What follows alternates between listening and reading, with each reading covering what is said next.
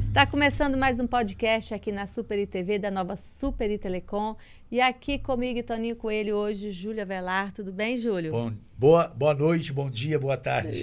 Depende da hora, né? Depende da hora. É um prazer estar aqui com vocês. Fiquei muito honrado, viu, Toninho? Obrigado. Júlio, Obrigado. Você que é apresentador de TV há mais de 30 anos, né?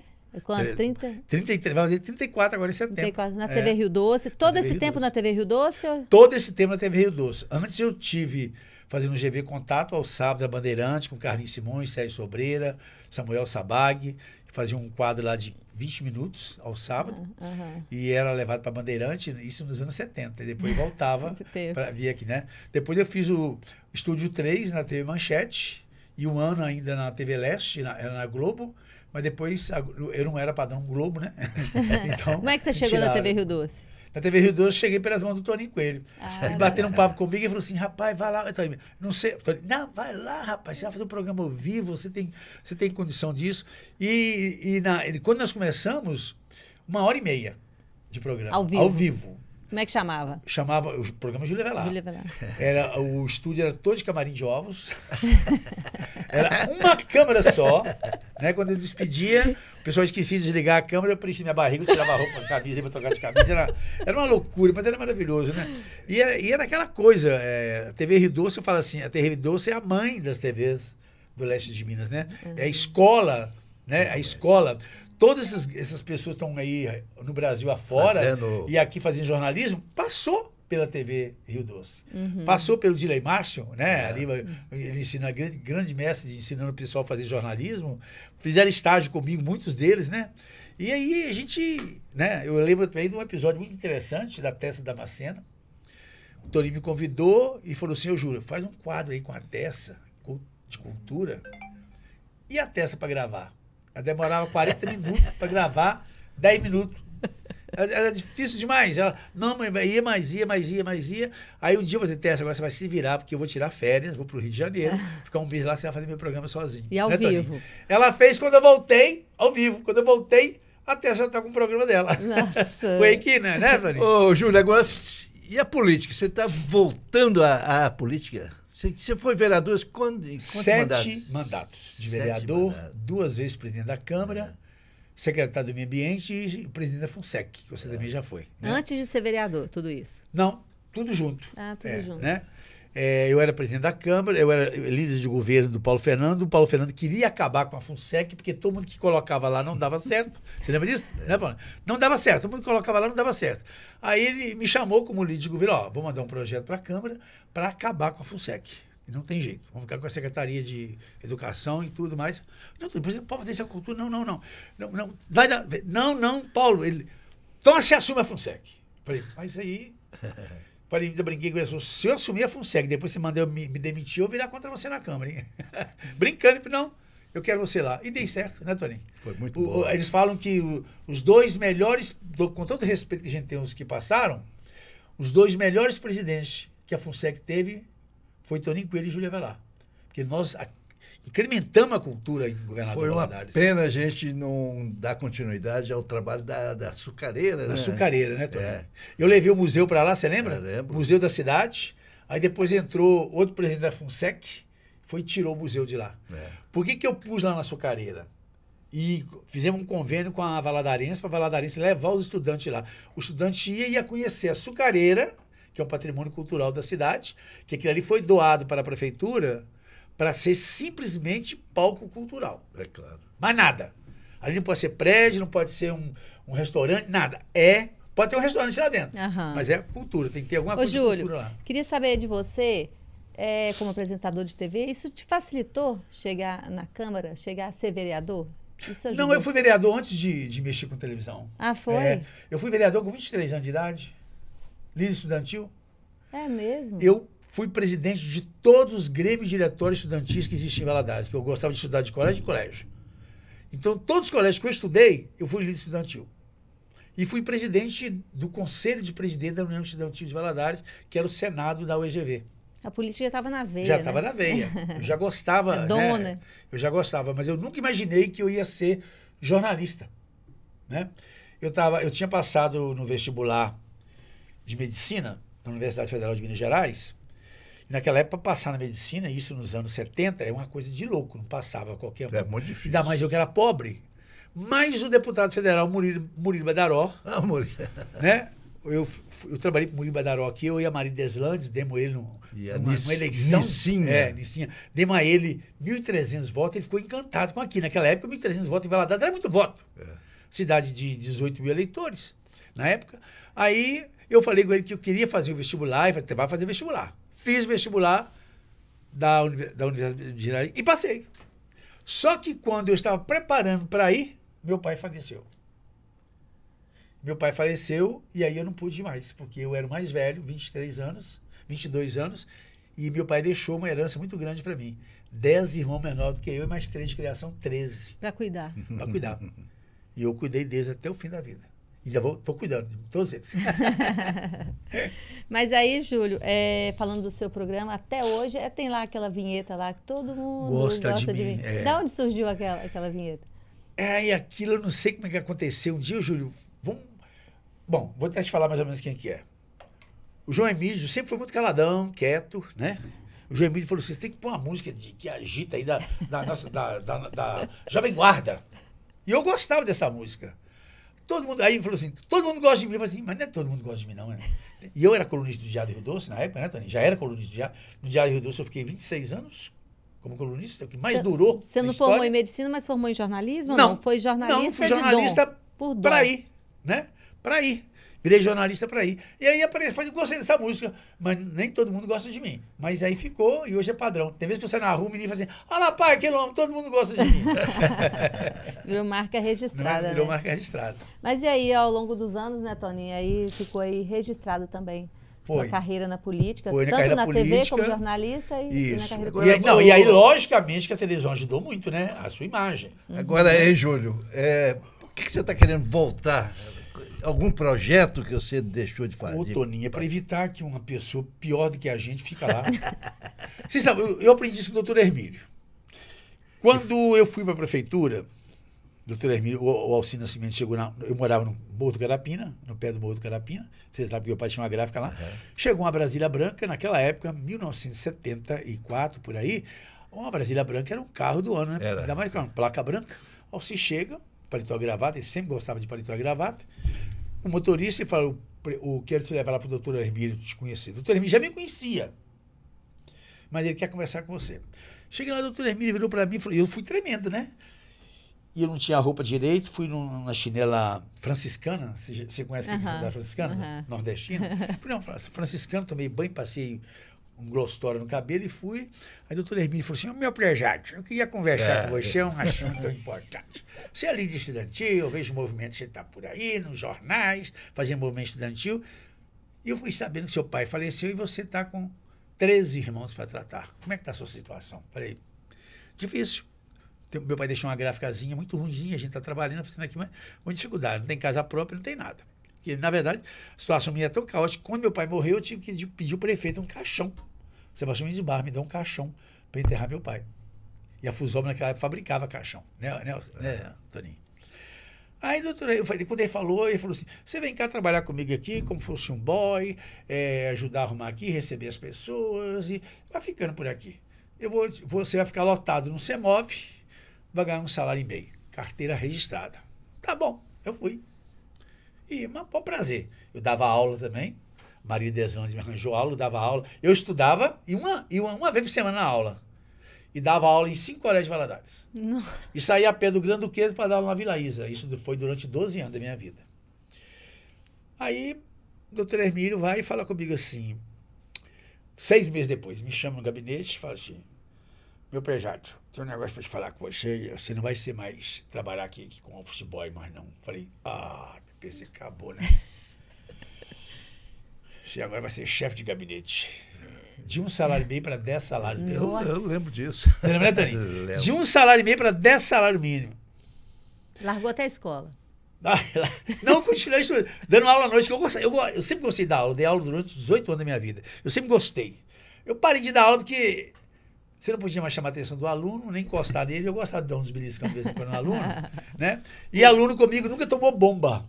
Toninho, interessante. Nunca dei bomba a um aluno e ficava com raiva dos meus colegas professores dar bomba em aluno. Porque quando o aluno estava ruim, eu falava que eu dava aula na Vila Isa, por exemplo, eu falava assim com meus alunos: você vai lá na Biblioteca Pública Municipal, que é lá na Praça Serra Lima, você vai levar essa folha de papel à massa de 4 folhas e vai trazer a biografia de Abraão Lincoln para mim. Ou a biografia de fulano de tal. O cara vinha, ou a pé, ou de ônibus, fazia e ficava, tudo na mão. na mão. 4 pares de papel desse tamanho, né? Aí me entregava e falei assim: o que você achou disso aí? Eu não sabia que o Abraão Lincoln era pobre, lenhador, perdeu a eleição várias vezes, depois... Falei, então você um dia vai ser um Abraão Lincoln da vida. Eu gostava de fazer isso para o aluno pegar uma biografia que ele está lendo e está escrevendo, ele tem tudo entrando na cabeça dele, né? A valorização. Pegando como exemplo. Ô, Júlio, né? deixa eu te perguntar. Você começou com o doutor Hermílio Gomes. Doutor Hermílio. Correto. E nesse seu caminhar, você conheceu muitos prefeitos. Todos quase. Então, Né? Qual deles que te mais marcou e que você achou que, né, te impressionou, que deixou um legado maior? 3 prefeitos que eu admirei imensamente. Doutor Hermílio nem se fala, né? Porque foi um legado maravilhoso. Eu tenho a família dele com minha família, a Sandra, minha irmã, Nádia, minha irmã, todos são como se fosse da família. Tanto que quando o doutor Hermílio morreu, na hora que ele acabou de morrer, a dona Alice ligou para mim: vem aqui antes que a funerária pega ele para você ver ele. Eu fui um dos primeiros a chegar lá. Outro que me marcou muito, Paulo Fernando, que todo mundo falou: Paulo Fernando foi o pior prefeito de Valadares, Paulo Fernando foi isso, foi aquilo, mas ele valorizava a gente. Quando ele me entregou a FUNSEC, ele disse para mim: exonera quem você quiser, estou te entregando uma secretaria livre. E na época eu demiti 35 pessoas que não precisavam estar lá. Você entendeu, Toninho? 35 pessoas que estavam lá... À toa. Desculpa a expressão que eu falei no ar, eu falo, coçando o saco de perereca, não fazer nada. Mandei embora esse pessoal. E o terceiro que eu sempre gostei muito dele, que ele nunca... se ele guarda rancor das pessoas, ele não demonstra, mas sempre foi uma vaselina de um tamanho imenso, o Zé Bonifácio Mourão. O Bonifácio Mourão, para ele tá tudo bom. O fulano não gosta dele, mas ele vai lá e cumprimenta a pessoa. Se a pessoa não cumprimentar ele, é problema dele. Mas era um político que me ensinou essa coisa. Júlio, na política a gente tem adversário, não pode ter inimigo. Né? Então a gente não tem. Então esses 3, o Paulo com aquela coisa com os pobres. O Paulo era um homem admirável com os pobres. Ele é tão admirável que ele é desorganizado. Você vê, ele pegou o Turmalina, que foi uma área que o Ronaldo Perini desapropriou, o Rui Moreira não conseguiu demarcar. Nós distribuímos. E nós distribuímos todo ele. Entendeu? Só que ele fazia, olha, distribui para os pobres, distribui para os pobres. E eu lembro de uma cena interessante dele em Belo Horizonte, foi conversar com o presidente da CEMIG. Eu fui com ele como líder de governo. Chegou lá e ele falou assim com o cara da CEMIG: eu estou precisando de 4.000 padrões da CEMIG. De graça, para me dar para os pobres. Aí o presidente encostou assim e riu dele. Falei: não tem não. Não existe isso não. Então tá bom. Eu vou mandar para a Câmara Municipal um projeto de lei para cobrar o uso do solo, dos fios e dos postes da CEMIG lá em Governador Valadares. Não, então vamos conversar. 15 dias depois chegou 4.000 padrões da CEMIG aqui em Valadares. Ô, Júlio, você falou em pobre, que o Paulo gostava muito dos pobres. Como é que você vê a situação de moradores de rua em Valadares? Como é que... Quando eu converso com algumas autoridades, elas dizem que o Ministério Público não deixa ninguém tocar neles. Mas eu acho uma cidade que tem, igual Valadares tem, que já passou de 1.000 moradores de rua, é uma questão de calamidade, Toninho. É uma calamidade. Porque o que acontece com o morador de rua? Eles são gente como todos nós. Uhum. Eles precisam de ser tratados como seres humanos. Mas o que acontece? Eles vão para o abrigo, tomam um banho, comem e voltam para a rua. E eles acabam com os pontos comerciais de Governador Valadares. O que é a Praça da Estação hoje? Imóvel ali não tem valor nenhum. Olha o que está acontecendo aqui na Barão do Rio Branco com o Neo de Sena. Absurdo ali. Não é? Você vai ali no mercado municipal, tem um homem lá que construiu um prédio agora, com 12 salas para alugar, não consegue alugar nenhuma das salas. Porque estão lá, quer dizer, são pessoas que precisam, sim, ser tratadas, cuidadas, mas não voltar para a rua. Tem que ser retirada da rua. Porque eu acho que um bom prefeito Ele tem que se unir junto ao Ministério Público e dizer o seguinte, tem morador de rua. Você quer tratar? Não tem várias entidades aqui que tratam disso? Então eu vou levar você para tratar. Deixa eu falar para você. Eu acho, entendeu? Não, deixa eu terminar meu pensamento. Você quer tratar? Você vai ter um lugar para tratar. Você quer trabalhar? A prefeitura vai dar serviço para você. Você vai trabalhar, calçar rua, jardim, fazer isso tudo. Tá doente? Vamos cuidar de você. Não tá, não? Então, caça rumo. Caçar mas ele não vai, né? Ele não vai, ué. Não tem como isso. Então eles não querem por quê? Você entendeu?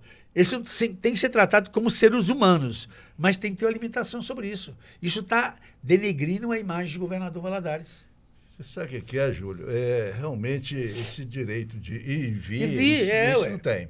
Uhum. Mas a cidade, a responsabilidade da cidade é o prefeito, É o prefeito. não é verdade? É. Eu tive dando uma olhada aqui, existe uma lei municipal, até de 1992, que disciplina o poder de polícia administrativa do município.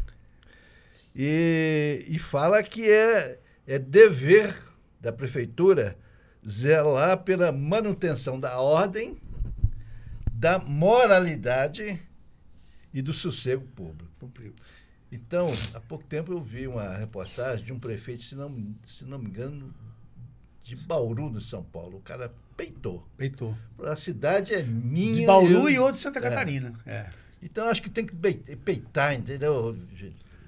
Porque agora está falando que você oferece condições, né? É. Não tem quantas entidades filantrópicas tem em Valadares que cuidam disso? Tem o De Jorge, tem Vida, não sei o quê. Tem um monte de gente aí que recebe dinheiro do governo, recebe dinheiro da prefeitura, faz campanha, põe esse pessoal lá, vai tratar, né? Eu mesmo, Toninho, é uma situação muito difícil. Eu mesmo peguei uma moradora de rua, peguei 2 moradores de rua e levei lá para a fazenda. Vocês vão trabalhar aqui, eu vou cuidar de vocês aqui, não vai faltar nada para vocês, e pagando. Saíram de lá curados. 1 ano e meio, 1 ano, depois vieram para a rua. Um chegou, foi para o Belo Horizonte, chegou ali e matou o pai dele. Voltou para droga. E outra está aí na rua. Não, Júlio, eu gosto mais lá, mas eu sou viciado em droga. Acabou. Então, tem que existir um tratamento psicológico, social, para as pessoas lembrar que isso não presta para eles. Né, Toninho? Isso não presta para eles. Isso não leva a nada. E com isso a imagem da cidade, o empresário. Hoje uma senhora não pode passar em certo lugar aqui em Valadares. Você sabe que não pode, velho. Não sei se a pracinha da Boca Aberta estava desse jeito ali, chama Aurita, né? Machado. A dona Aurita está revoltando no túmulo dela, porque era uma mulher que fazia caridade, fazia tudo, e vira um negócio desse, o que pensa, né, Toninho? Então é uma cidade realmente que está sendo... E se você vai conversar, a maioria não é de Valadares. Vem de Patinga, vem de Tia Flotônia, né? Eu me lembro quando eu estava na FUNSEC, uma vez, e o Wellington era secretário da Secretaria de Assistência Social. Você lembra o Wellington? Demais. Pois é. Aí eu ligava para mim, ô Júlio, estão deixando, meia-noite, uma Kombi, deixando mendigo ali no Santa Rita. Então vamos pegar. Um dia nós pegamos, eu e o Wellington pegamos, 2 Kombi da Assistência Social de Patinga, deixando mendigos em Valadares. Mas e aí, fizeram... Não, fizemos uma denúncia, né? E eu sei que depois não apareceu mais. Mas aí acontece, de vez em quando, tinha falado, vem pra cá. A gente não sabe se é deve ser para a prefeitura, né? Eu vou para Valadares. Porque todo mundo acha que Valadares é o Eldorado, né? É o polo, né? Que aí tem que deixar tudo aqui que tem oportunidade. Aluguel aqui é fora da realidade, é caro. Comida aqui é caro, passagem de ônibus é caro, não tem emprego. Quando tem, o cara ganha o quê? Salário mínimo. Aqui é uma terra de sobrevivência ainda. Ô, Júlio, mudando um pouquinho, né, do assunto, e nós vamos ter segundo turno aqui em Valadares? Rapaz, até hoje não. 180 e poucos mil eleitores. E o prazo até quando? O prazo até o dia 8 de maio. Tem um grupo em Valadares trabalhando para ter segundo turno. Tem outro grupo que está falando que eu estou tirando. Então vai lá, tira. Entendeu? Transfere para outro lugar. E você sabe, não sei se você sabe muito bem disso, tem várias pessoas de cidade vizinha, prefeitos, candidatos, que são eleitos com 800 votos, 600 votos, 700 mil. Vem para cá tirar pessoas amigas e leva para a cidade deles para o título de eleitor ser de lá. Você entendeu? Isso acontece muito. Tem um distrito de Valadares, como é que ele chama, gente? Esqueço o nome dele, que é o mais longe do centro da cidade. O pessoal vota, a maioria deles, acho que é Coroaci, perto de Coroaci, entendeu? O distrito que tem lá, de Valadares, que é lá, vai votar lá. Que é tão perto, Porque né? o posto de saúde é mais lá, compensa mais lá do que aqui. Entendeu? Agora, o que muda, o Júlio, tendo segundo turno ou primeiro turno, como é que você vê? Ô, Toninho, o segundo turno é interessante pelo seguinte fato. Tem lá 5, 6 candidatos, né? Você lembra, a penúltima vez que a Elisa foi eleita, ela teve 36% dos votos. Ela não teve a maioria dos votos. Você entendeu? Ela não teve a maioria. Então, o segundo turno O segundo turno é importante porque, por exemplo, a última eleição agora do André Merlo, deu doutor Luciano e André Merlo. Empataram, ficaram no segundo turno. O doutor Luciano bem abaixo do André.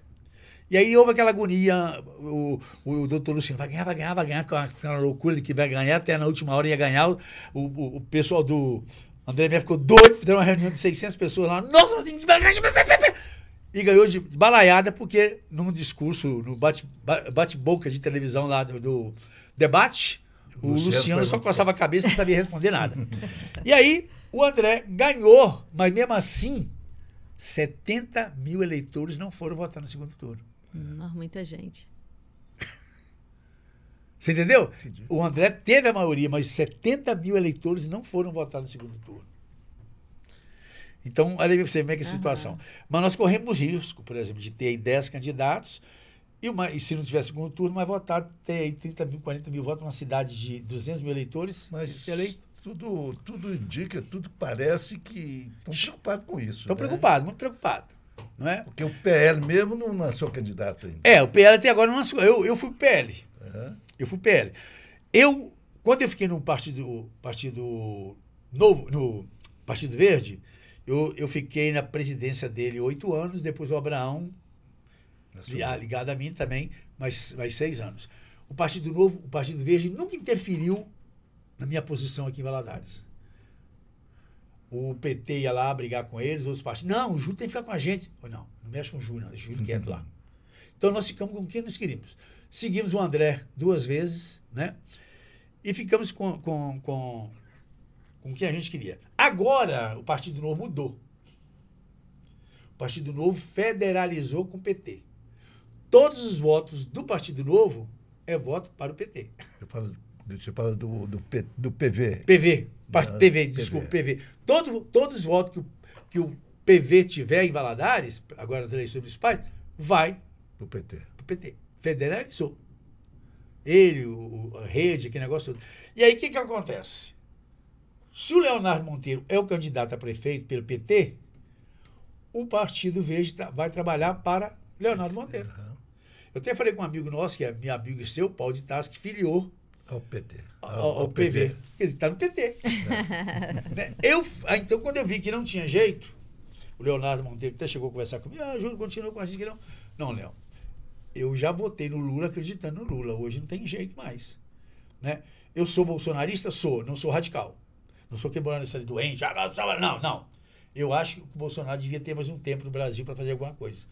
Né? Ou ele ou o Tarcísio, que também é muito bacana, então, mas vamos ver. Aí eu filiei no PL. E eu tenho falado constantemente com o Coronel Sandro que ele deve ser o nosso candidato. Ninguém conhece o Coronel Sandro. Mas vai passar a conhecer, ué. Alguém conheceu o André? É verdade. O André era um presidente não realista. E não foi eleito. Então, o Coronel Sandro, o Mourão foi agora para o PL, né? Imagina, faz uma chapa única. Por que não? O André não ganhou com chapa única, né? Então, a gente precisa, Valadares precisa de um prefeito peitudo. E quanto a vereador? Não só de falácias, mas de peito, né? E quanto a vereador? São muitos, né? A gente já está aí sabendo se vai sair candidato esse ano. Eu sou pré-candidato pelo PL, a vereador, e eu estou naquela fase, assim, não é chantagem emocional, mas é a última eleição minha, ou derrota. Eu estou com 75 anos, faço agora em agosto, né? Vou terminar meu mandato com 79, se eu for eleito. Então, o que eu disse para minha família e para amigos mais chegados, se eu tiver uma chance de ser eleito, como pré-candidato que eu sou, tenho que passar pelas convenções ainda, eu fico em Valadares, trabalho por Valadares, continuo mantendo meu programa e vou ficar por aqui. Se eu perder, eu tenho um ano pela frente para vender fazenda que não dá lucro nenhum, e deixo meus imóveis aqui e vou morar em Construção da Barra, que é meu sonho, morar lá. Eu tenho uma casa razoavelmente, um barracãozinho bom lá. Como você diz, coçar. Coçar o saco lá na rede e ficar quietinho lá. E aí, ou outra pessoa melhor do que eu vai ocupar meu programa, outro vai ocupar a coluna no Jornal da Cidade, e a gente vai tocando a vida. E quem vai ser o candidato ao prefeito? Toninho, você já notou que nenhum prefeito de Valadares consegue fazer o sucessor dele? É verdade. Agora, o Hermílio não conseguiu com o Ronald. Não conseguiu. E aí, sucessivamente, o Raimundo Rezende não conseguiu. O único que conseguiu foi o Ronaldo Perim com o Ronaldo Rui. Perim com o Rui. É. Porque nem o Ronaldo era o candidato do Raimundo Rezende. Você lembra que no final estava brigado. O Rui não tinha outra saída, vamos pôr o Rui. E também brigaram rapidamente, né? Brigaram rapidamente. Então a história de Valadares é a seguinte: o que acontece com prefeitos? Tem medo de fazer um sucessor melhor do que ele. Verdade. E isso aqui é o erro. Gente, deixa eu falar com você. Não tem coisa melhor do que um legado maior do que você fazer líderes. Mas deixa eu te falar. Criar lideranças. Deixa eu te falar, Júlio. Tudo indica que o prefeito André quer ser deputado federal. E é muito importante... Ele já declarou isso. Vai ser muito importante para ele ter a prefeitura de Valadares. Não, é negócio para ele ter a prefeitura, é negócio para ele um candidato dele ser aprovado, porque ele tem contas a ser aprovadas, não é? Para evitar um monte de coisa, porque o prefeito quando entra, se ele é inimigo do adversário dele, o que ele faz? Faz uma devassa nas faz contas dele. Uma auditoria e sempre descobrir coisa. Não estou falando que tem alguma coisa errada. Claro, Mas, né? Então, o prefeito tem um aliado com ele, aliado na Câmara Municipal, porque a conta dele vai para a Câmara primeiro para ser aprovado. E Câmara Municipal, como é que Câmara Municipal aprova a conta de prefeito? Você sabe? Os caras não entendem de nada. Não entende de nada! Aí vai uma comissão, a comissão de finanças, uma comissão especial, olhou aquilo ali, ele não chama um auditor, um contador para... Não, está aprovado. Aí mais tarde o Tribunal de Contas vai e fala, não é assim não, tem alguma coisa. Porque, na verdade, o papel do vereador é fiscalizar. Né, Toninho? Aí vem o cara e fala assim, o papel do vereador não é calçar a rua. Não é calçar a rua, mas ele pode virar para o prefeito e falar, tem um buraco na rua tal que precisa ser tampado. É o papel dele, sim. Ô, Júlio, sem desmerecer ninguém, é claro, nós entrevistamos aqui quase todos os vereadores. Pelo que a gente percebeu, praticamente quase nenhum tem condições de fiscalizar, entendeu? Isso é terrível. Agora... Você sabe muito bem que toda vez que eu fui presidente de Câmara, eu fui eleito presidente de Câmara contra a vontade dos prefeitos. Né? Esse podcast é muito pequeno para mim, pequeno que eu digo assim, tem que ser um segundo. Porque se eu contar para vocês, por exemplo, que nós sequestramos um vereador que estava internado no hospital, dopado, para não votar em mim, na última eleição de presidente da Câmara. Eu vou contar essa história um dia para vocês aqui, a hora que vocês quiserem. Doparam o vereador, ele foi fazer um exame, faltava 2 dias das eleições, e o outro candidato que o prefeito queria, tinha outro candidato que ia ser o secretário de saúde. E esse secretário de saúde tomava conta do hospital. Então, dopa o rapaz, não vai votar. Vou contar um pedacinho só dessa história, pode? Pode, é claro. O que aconteceu com o vereador Jeremias Brito, Rio do Hospital, já falecido, e Jacó? Eles foram lá, à noite, e tiraram o vereador do hospital. Não vou falar o nome do hospital. Tiraram o vereador do hospital. Vereador pastor. Tirou o vereador de lá. Não, vai tirar, não pode, ele tá passando mal. Aqui. Tava, a gente ali tava assim, tontinho. Não, vamos tirar, não pode tirar. Não, vou tirar, eu assino qualquer termo aqui, eu brigo. Sabe como é que o Brito é, né? O Brito foi detetive e foi policial militar. Então ele sabe da coisa. Não, nós vamos tirar isso daqui. Levou para casa do pastor. E a eleição era no outro dia. O pastor no outro dia tava bonitinho, arrumadinho, não tava tonto nem nada. Foi lá e voltou, e não voltou mais pro hospital, não tinha problema de saúde. Eles doparam ele. Doparam para ele não votar em mim. Aí ia dar quase empate, que o Paulinho Costa já tinha desistido de votar em mim. Na última hora que ele voltou, falou, vou votar, não sei, votou. Porque se dava empate, o doutor Marcílio ia candidatar a presidente, e por idade o doutor Marcílio era o presidente da Câmara. Mas eu ganhei de balaiada, de 13 a 8. Ô, Júlio, tem uma pergunta que eu gostaria de fazer para você. Está acabando o tempo? É o seguinte, você não acha que é um prejuízo, é um desperdício você tirar pessoas que estão eleitas, né, estão não estão no cargo, como, por exemplo, está o Coronel Sandro, que é um bom deputado estadual, o Enes é um bom candidato a deputado estadual, o próprio Leonardo Monteiro, que é deputado federal, um bom deputado, sair para prefeito e eu sei deixar... que acho que ele é bom, mas tudo bem. Mas 5 mandatos, quem é que foi para Valadares até hoje? Cadê a ponte da Vila Isa? Né? Mas... Não, eu concordo com você. Por exemplo, o deputado Enes, que eu trabalhei para ele, hoje eu não trabalharia mais, trabalhou como condenado, ele tem hoje compromisso com 150 municípios. É claro, como é Quer dizer, o cara nem estreou como deputado, já quer ser prefeito da cidade. Para arranjo político. Você entendeu? Tudo bem, o Coronel Santos está no 2º mandato dele. O Coronel Santos seria um candidato para salvar, para não deixar a esquerda voltar para Valadares. Seria esse caso. Mas tem outros nomes por aí. Entendeu? Por exemplo, por que ninguém me chama, Júlio, candidato a prefeito? Porque eu não vou sugerir nenhum grupo virar para mim e falar assim, nós vamos trabalhar com você, ficar com você, mas eu quero o SAI, eu quero o CEMOV, eu quero a Secretaria de Saúde. Eu não vou aceitar isso, Toninho. E a maioria dos candidatos a prefeito tem que aceitar isso. Se não aceitar, não ganha eleição. É tudo negociado. Tudo é negociado. E essa negociação não que não me interessa. Tá bom. Você está de parabéns. Tá? Vamos aguardar aí, né? Pré-candidato. É isso aí, Júlio. Muito obrigada pela participação, por aceitar o nosso convite. Prazer imenso, tá? Um prazer imenso. E depois quero esse podcast para me mostrar na televisão, pôr na rede social. Júlio, sucesso do PL. Não sei se você sabe. Eu fui o primeiro presidente do PL em Valadares. Fui eu que fundei o PL.